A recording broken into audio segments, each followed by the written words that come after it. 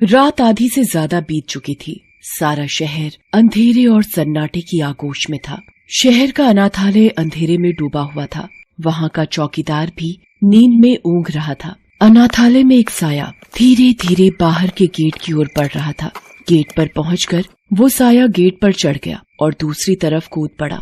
उसके कूदने की आवाज से चौकीदार हड़बड़ाकर उठा और चिल्लाया, कौन है? कौन है?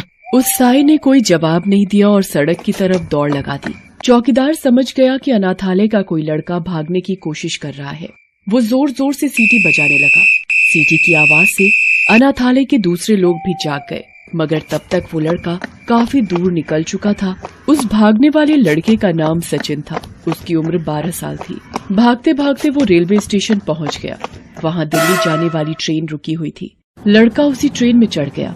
ट्रेन में सब लोग सोए हुए थे। केवल एक अधेड़ उम्र का आदमी जगा हुआ था। क्यों बे छोकरे, घर से भागा है क्या? नहीं, घर से नहीं, अनाथालय से भागा हूँ। क्यों, ऐसी क्या बात हो गई जो इतनी रात को भाग आया है, हैं? क्योंकि वो अनाथालय नहीं, कसाई खाना था। वहाँ दिन भर हमसे जानवरों की तरह काम करवाया जाता था। छोटी छोटी गलतियों पर बेंच से पीटा जाता था। कभी कभी तो दिन भर हमें खाना भी नहीं दिया जाता था और मार पड़ती थी सो अलग। ओह, तो अब क्या सोचा है? कहाँ जाएगा, क्या करेगा? जहाँ रास्ते ले जाएं। इस तरह सचिन और वो आदमी बातें करते रहे और ट्रेन अपनी मंजिल की ओर बढ़ती गई। सुबह ट्रेन दिल्ली पहुँच गई। चल भाई, अपना स्टेशन तो आ गया, हम चलते हैं, तू अपना ख्याल रखना।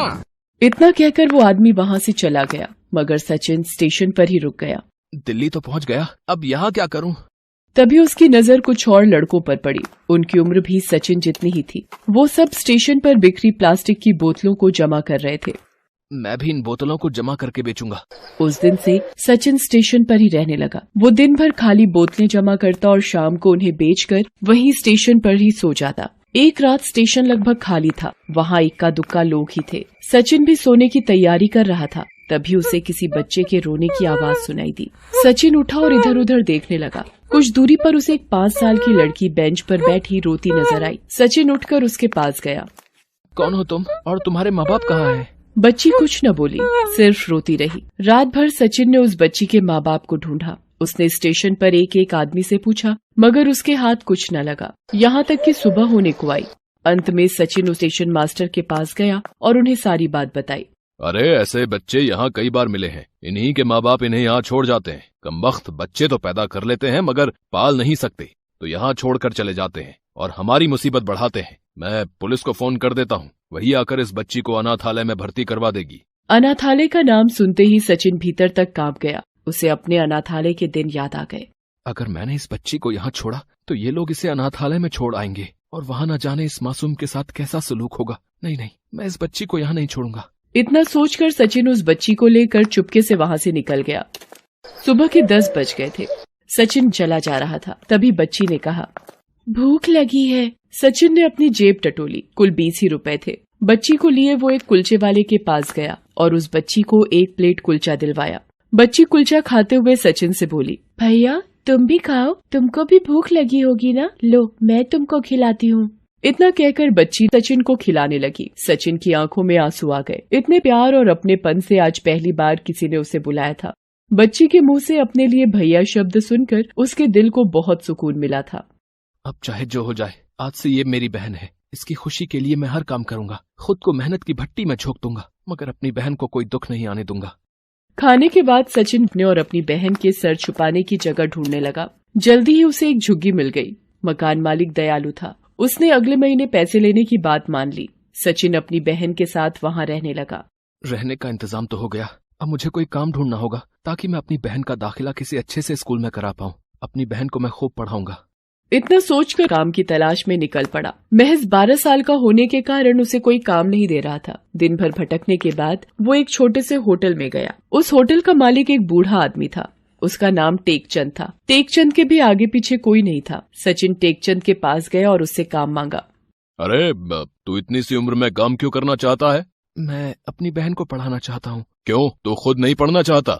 चाहता तो हूँ, मगर पढ़ाई लिखाई इस भेजे में घुसती नहीं है। कोई काम दे दो ना सेठ। सेठ को सचिन ईमानदार लगा। उसने उसे काम पर रख लिया। अब सचिन दिन भर काम करता और उसकी बहन सेठ के साथ खेलती थी। इस तरह महीना भर गुजर गया। जिस दिन सचिन को पहली पगार मिली वो बहुत खुश हुआ।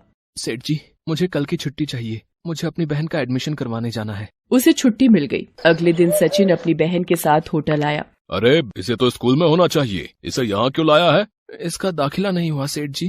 क्यों? हमारे माँ बाप नहीं है ना, बिना माँ या पिता के साइन के इसका दाखिला नहीं हुआ। अरे एक साइन नहीं हुआ तो क्या इसकी पढ़ाई रुक जाएगी? चल मैं चलता हूँ स्कूल, मैं बनूंगा तुम्हारा गार्जियन, देखते हैं दाखिला कैसे नहीं मिलता। फिर से टेकचंद ने उनका गार्जियन बनकर सचिन की बहन का दाखिला करवाया। फॉर्म में सचिन ने अपनी बहन का नाम स्वाति लिखवाया। ये नाम सचिन ने ही उसे दिया था। वक्त का पहिया घूमता रहा। सचिन और स्वाति धीरे धीरे बड़े होने लगे। स्वाति पढ़ाई में काफी होशियार थी। एक एक कर सफलता की सीढ़ी चढ़ते हुए उसने 12वीं में पूरे जिले में टॉप किया। फिर अपनी काबिलियत के दम पर स्वाति का दाखिला शहर के मेडिकल कॉलेज में हो गया। सचिन की तो खुशी का ठिकाना ही नहीं रहा। सचिन सबसे कहता था, मैं तो कुछ न बन पाया, मगर अब मेरी ये बहन डॉक्टर जरूर बनेगी। उधर टेकचंद की तबीयत खराब रहने लगी थी। वो अब होटल कम ही आता था। उसने अब सचिन को होटल का मैनेजर बना दिया था। उसे सचिन पर अपने बेटे की तरह भरोसा था। एक दिन, सचिन बेटा, मेरे आगे पीछे कोई नहीं है। मुझे हमेशा ये डर लगा रहता था कि मेरे मरने के बाद इस शरीर को आग कौन देगा। भगवान ने तुझे भेजकर वो कमी पूरी कर दी है बेटा। मेरा बेटा है तू। आज से मैं ये होटल और घर तेरे नाम करता हूँ। आज से इनका मालिक तू है बेटा। बस एक वादा करना, मैं जिधर भी मरूं मेरी चिता को तू ही आग लगाना।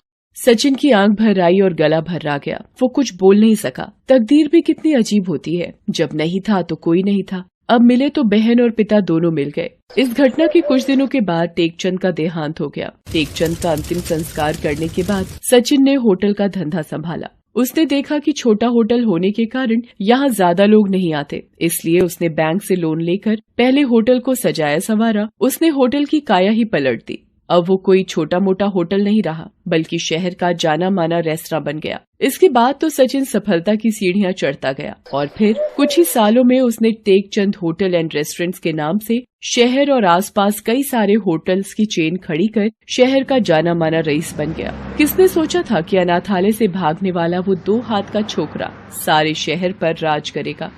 उधर स्वाति की मेडिकल की पढ़ाई भी पूरी हो गई और उसने अपने पूरे बैच में टॉप किया था। उस दिन स्वाति को इनाम मिलना था। सारा हॉल लोगों से भरा हुआ था। कॉलेज के डीन ने स्वाति को सम्मानित किया। आज मुझे मिले इस इनाम की हकदार सिर्फ मैं नहीं, बल्कि मेरे भैया सचिन भी हैं। अगर उस दिन भैया मुझे स्टेशन से नहीं उठाते तो ना जाने आज मैं कहाँ होती। फिर स्वाति लोगों को अपनी सारी कहानी सुनाती है और अंत में कहती है, अगर भैया चाहते तो मुझे वहीं अनाथालय जाने के लिए छोड़ सकते थे, मगर नहीं, उन्होंने मेरा हाथ थामे रखा। सारी जिंदगी तकलीफों का सामना करते रहे, मगर मुझे किसी चीज की कमी महसूस नहीं होने दी। भगवान हर जगह नहीं जा सकते, इसलिए उन्होंने मेरे सचिन भैया जैसे फरिश्तों को बनाया जो उनकी कमी को पूरा कर सके। बस इसके आगे मुझे और कुछ नहीं कहना है। सारा हॉल तालियों की गड़गड़ाहट से गूंज उठा। लोगों की भीड़ में बैठे सचिन का सर गर्व से और ऊंचा हो गया। Thanks for watching.